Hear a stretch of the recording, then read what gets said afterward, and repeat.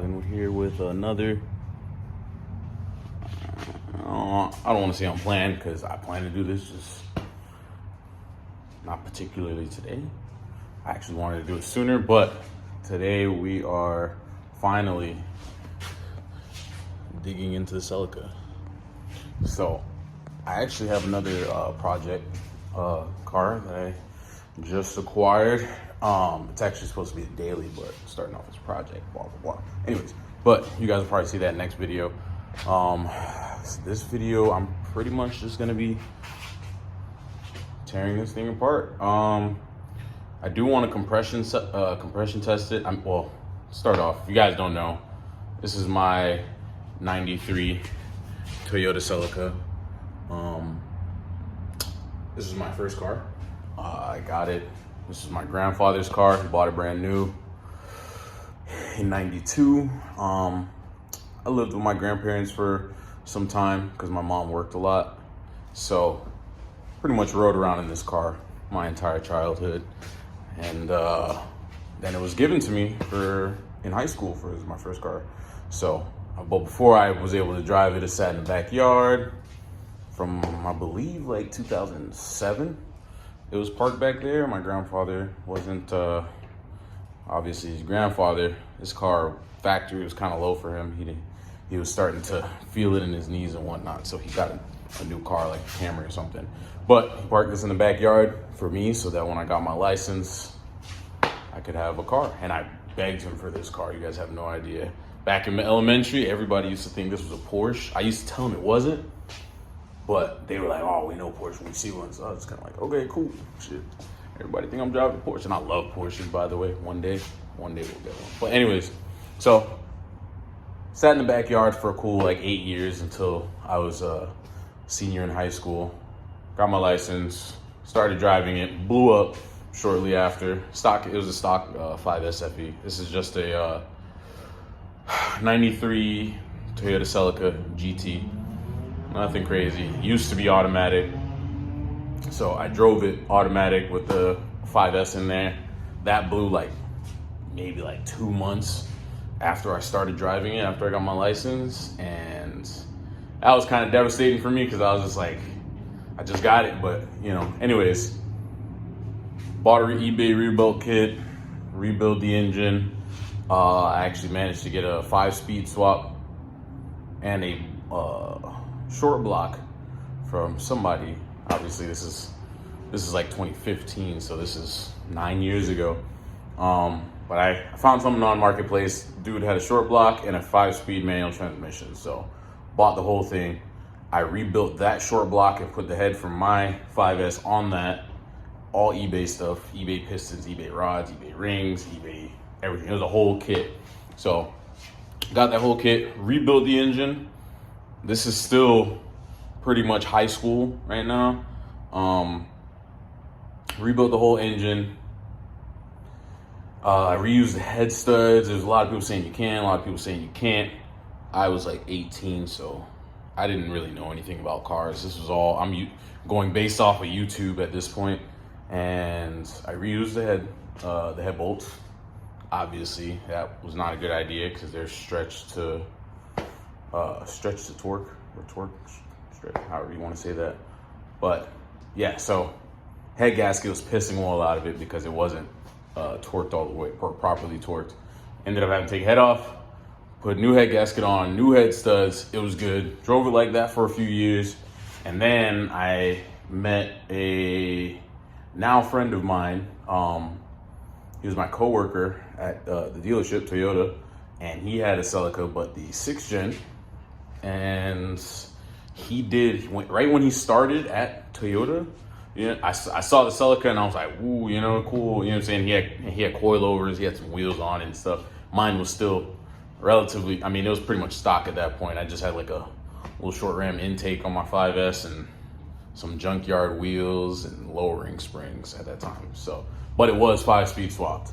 So that felt good, but obviously coilovers better, actual wheels better, even though these wheels are reps, but whatever.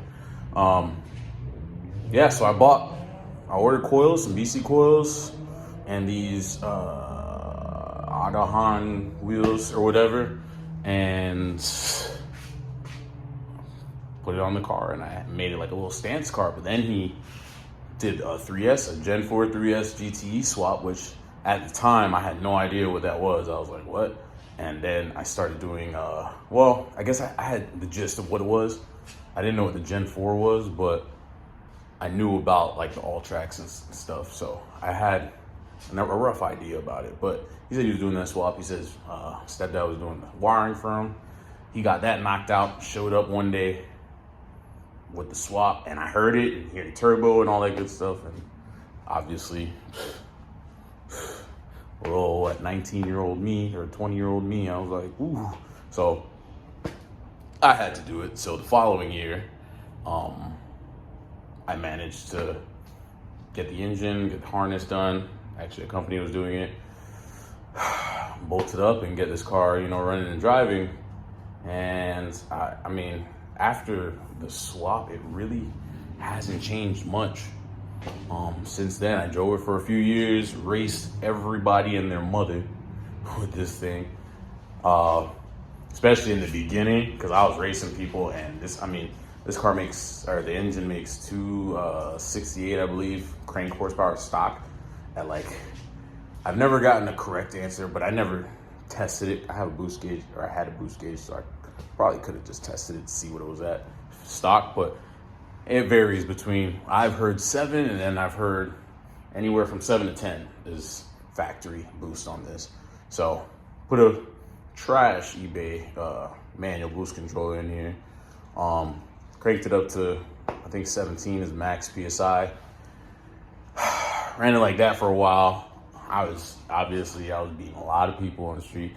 Not to say this thing was like super fast or anything, but at 17 PSI, it was probably making around 280 to the wheel. And I mean, this car doesn't weigh a whole lot compared to most cars. So it was a quick little car, and wasn't too many people that I'd ran into that would beat me unless their car was like built, you know what I mean? So I got a little excited with that. I was cocky. I was racing everybody. Didn't matter who it was. I was racing 5.0s. I was racing 370s. It really didn't matter. I raced whoever. Even people that I knew that was probably going to beat me. But anyways, raced the hell out of it for about 2, maybe 3 years. And then it lost compression in a cylinder. And that was probably like 2017 that happened, 2017-ish. Yeah, and it's been like this ever since. It's just been kind of bouncing around from, when I moved from house to house. It was in my grandparents' backyard, which is where I got it from not too long ago. Actually, I'll probably add a clip of that in here because it had like sunk into the ground because it was sitting back there for maybe 3 years or so. And it was just sitting in grass. I should have put like some bricks under the tires to kind of help it stay up, but I didn't think it was gonna sink into the ground. But yeah, it sunk into the ground. It was laying frame. Like literally when I got it to fire up and tried to move it, the wheels just started spinning because the whole bottom of the car was on the floor, which was another one of the reasons why I moved it, is because I didn't want this thing to start rotting out. You know what I mean? Just resting in that grass, and it's here in Florida, obviously. It rains a lot. It's really moist, et cetera, et cetera. So now it's here. And now I have gotten, I still don't know what it is currently, like exactly what's the issue with the car. I just know it lost compression. I compression tested it a long time ago, but I don't remember which cylinder it was, so I might compression test it here again. But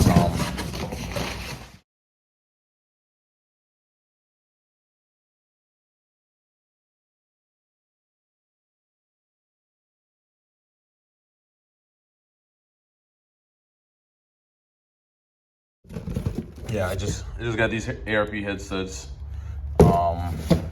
Not making that mistake again. I got a head gasket and I got exhaust gasket. I'm not gonna take the intake manifold off because it's kind of hard to take it off in the car. I mean, maybe not, but it should be able to come out without it. So plan is take all the intercooler piping out. Take the alternator off, all the coils, and you know, that's just pretty much everything here on top. And then take timing belt off, pop the head off, and yeah, see if I see anything obvious that may be the issue. I am doing this relatively cheap, I'm not gonna lie. I have some well, it's buried right now, but I have some like used pistons I was just gonna throw into it just to get it running for now until I am ready to do an actual like build on it. But right now I really just wanted to get it running so it's not just parked up here or parked up wherever the fuck 24/7. So I think first I'm gonna try to compression test it just to see which cylinder is having the issue, so that when I get the head off I can, you know, single out that one cylinder. So yeah, I'm gonna go ahead and get these coil packs and plugs out. I took the battery from my Accord to throw in there to get a crank, which is a brand new battery. So yeah, and I just bought a compression tester as well. So let's get to it. I would put you guys on time lapse, but I don't have my tripod with me, so it's pretty much just gonna be a flash to the future for you guys. But all right, let's get started. Okay, so a small update. I just pulled the plugs out, and that's what I got. So from left to right, that's cylinder 1, 3, and then 4. And this is cylinder 2. It's, I don't know if you guys can see that, but it's pretty wet. The rest of them are dry-ish for the most part. That one, cylinder 1's a little, but that one is really wet, cylinder 2. So I'm banking on cylinder 2. I got the compression tester and stuff. I got all the plugs out, obviously. So I'm gonna go ahead and hook this up, throw that battery in, and get cranking. Literally. All right, so we're hooked up to cylinder 4. Currently, I have the battery hooked up. I left my keys. I don't have my keys, but I shouldn't need it to crank it. So I kind of, you can see this really jank stuff that I did. But this is the trigger wire from a push starter that I've installed because I believe my ignition was going out. So most of the time it'd start, but then sometimes you go to crank it and it wouldn't do anything. It wouldn't even click. So I ran this here straight from power source to a switch just so I can crank the car when the ignition decided not to work.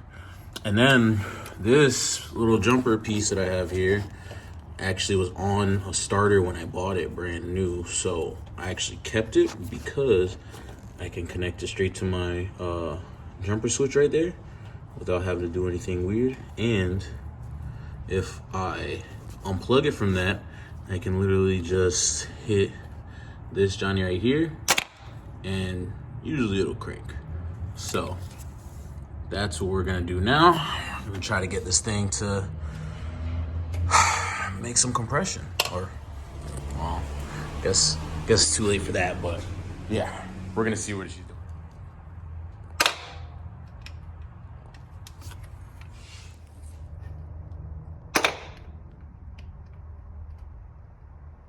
Okay, update. Start is no good.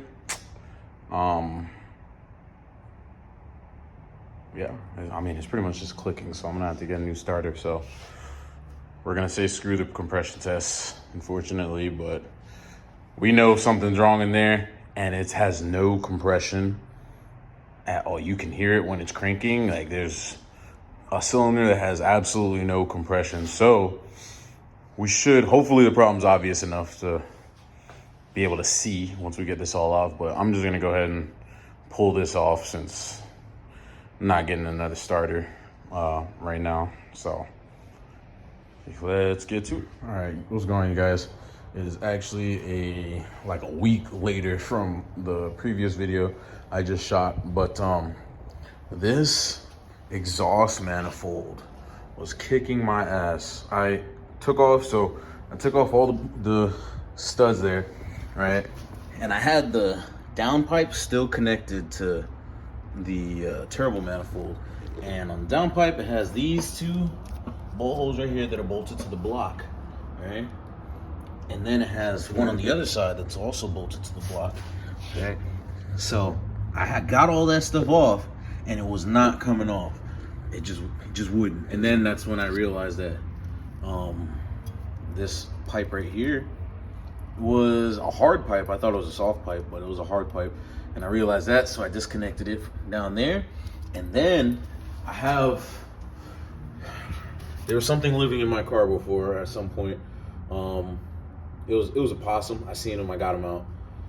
He didn't chew through anything really. He just packed the whole engine bay with leaves. Like literally that whole pocket over there was full of leaves, all behind the intake manifold, and on it was full of leaves. This was packed full of leaves. There was packed full of leaves over there. It was just everywhere, packed full of leaves. And I had a bunch behind the turbo. So I didn't notice that this turbo manifold had this bracket here. And this you cannot see without taking off the downpipe. Because I was trying to take this off as one piece. Clearly it wasn't working. I honestly was using a pry bar trying to pry it off, and it just was not. It would move ever so slightly, but then it'd spring right back. So I was like, okay, something's bolted up. But that bracket right there, literally with this manifold on, it sits about dead center in between these two brackets. So from here, you can't see it unless you look down in between, because you can see this is the middle bracket that I didn't see. This is the side bracket right here, and then the other bracket bolts right there. So it's dead center, and the whole thing is all covered right here, so you can't see that. And the only way to get to those is to take the downpipe off, which is what I ended up doing, because I was like, you know what, it's not coming off, so let me just take it out piece by piece. And then that's when I uncovered those two bolts. You should be able to see them if you like can look through the turbo. I just didn't see them because they were covered with leaves. So it was just leaves all over this, and I was like moving them around, and then I finally saw those two. But I got them off.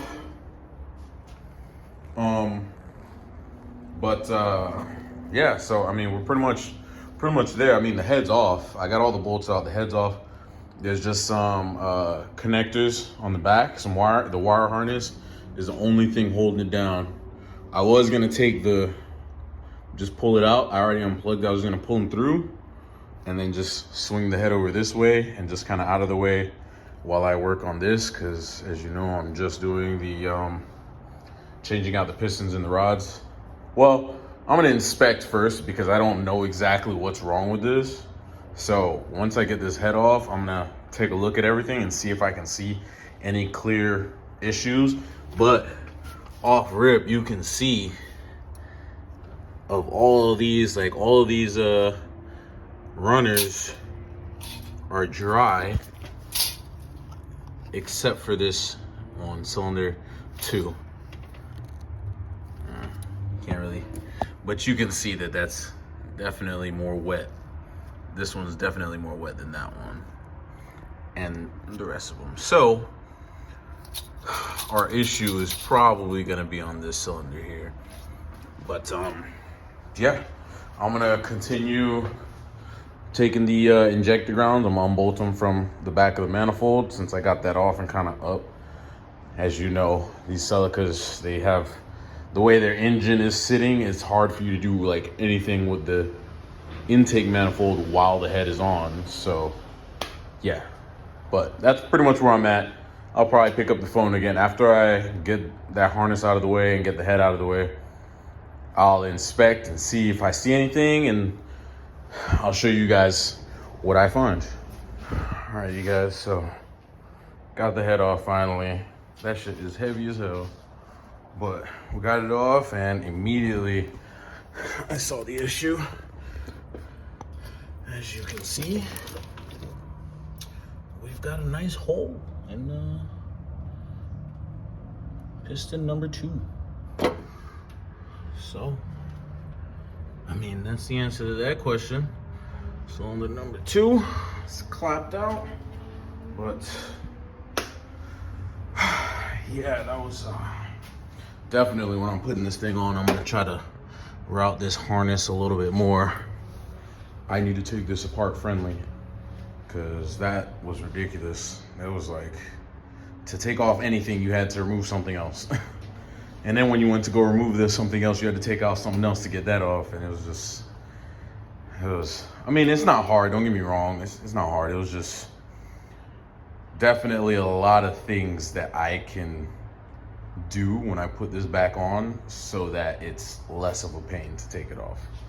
So, it took me a little bit longer. I mean, it took me the longest to get that manifold off because I couldn't get it off the first day and I just lost motivation and I just left and I kept coming back and looking at it and then I'd leave again. But finally got it off today. That was the goal for today, was just to get that manifold off. Ended up taking off the whole head because like I said, that just I guess took me out of the game. I just didn't want to touch this thing after I couldn't figure out how to get that off. But we there though. What's going on, you guys? It's actually a while later since I made that last clip. I finally got the oil pan off today, and I pulled that piston out. That's just a ring in there. Don't worry about that. That's just a piston ring. I was measuring the gap on it just to see if the cylinder got bored out. But here is said piston. I mean, from the top, it didn't look too crazy, but yeah, she pretty cooked. But we're gonna remedy that, not today, but I got my buddies, these are just used pistons I'm throwing back in there. My buddy's building his, or he built his, so he has forged everything and whatnot. So I told him, let me get them old pistons because I just want this thing to run again for now. Later on down the road, I'll do more of a in-depth build where I go through and, change everything. But right now, I just need it running. I don't have a ton of space and I got a lot of other plans or things I need to do. Actually, I got another project I need to reveal to you guys. You guys will probably see that in one of the next coming videos here soon, shortly. I've actually been working on it a little bit, but yeah. So right now, I'm just pretty much just throwing a used piston in there. Nothing crazy. But before I do that, I am gonna run a hone in that cylinder. And yes, I'm only replacing the one piston because, like I said, these ones that I got they're used, so there's no point in really taking out my used pistons to put in other used pistons if they're fine. So yeah, I'm only doing that one. I was just measuring the gap, making sure it was still within spec, which it is, or from the new used pistons. But yeah, it's coming along. I'm just waiting. My buddy's gonna bring me his hone so I can just run it through there so I don't have to buy another one. And then, I mean, yeah, we're pretty much ready to go back together after that.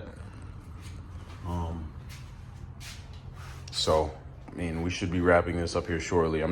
Unfortunately, this is as far as I'm gonna get for today because I don't have the hone, but she's ready to get slapped back together, get her running back on the road, move this out so I could pull in the next project. So next clip here, you'll probably see me honing it, or maybe not, I don't know. I'm sporadic with my videos. I don't really record a whole lot because I'm usually just trying to, do it quick because I don't really have too much time to set up my camera, explain what I'm doing, show what I'm doing and stuff like that. I will try to get better with that in the future here, but for now, bear with me, please. But yeah, next clip here, we should be going back together from this point on. So we'll see you guys here soon. Hopefully, I'm saying within the next few days or so, I should be able to knock that out. This video has been a really long, it's been over the course of like a month that I've been doing this now. So what's going on, guys? I realized I never really filmed an outro for this video. I wasn't planning on ending it this soon, but here we are. So thank you guys for watching. Hopefully I'll start cranking out some videos a little bit quicker now. Honestly, I've recorded a few. I just haven't been posting anything. So thank you guys for watching. See you in the next one.